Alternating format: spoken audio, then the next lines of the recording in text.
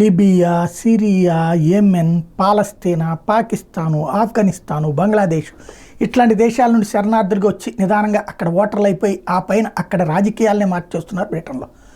దాంతో అక్కడ ఉన్నటువంటి రాజకీయ పార్టీలు వాళ్ళ ఓట్ల కోసం మన దేశంలో ఎట్లాంటి బుజ్జిగింపు రాజకీయం నడిపారో అంతకంటే ఎక్కువైపోయింది. అదే ఆ బుజ్జిగింపు రాజకీయాల ప్రతిఫలమే లేబర్ పార్టీ. అది విజయం. ఇప్పుడు అది కొత్తగా విశేషం ఏంటంటే బ్రిటిష్ వాళ్ళు ఇదివరకు విదేశాల వాళ్ళని ఏడిపిస్తే ఇప్పుడు బ్రిటిష్ పౌరుల్ని లేబర్ పార్టీ ప్రభుత్వమే ఏడిపిస్తోంది, వేధించబోతోంది. దానికి సాక్ష్యం తాజాగా ఒక కొత్త చట్టం తీసుకొచ్చారు. ఏంటంటే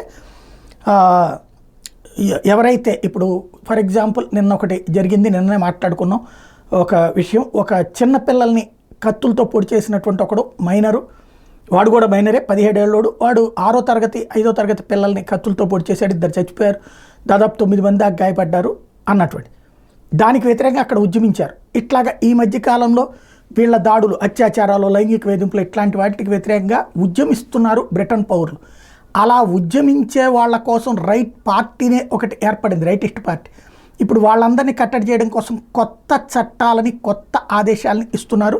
వాళ్ళందరి మీద ఒక షీట్ లాంటిది తయారు చేసి వాళ్ళని ఫేషియల్ రికగ్నైజేషన్ యాప్ ద్వారా గుర్తించి ఎక్కడికక్కడ కంట్రోల్ చేయాలి.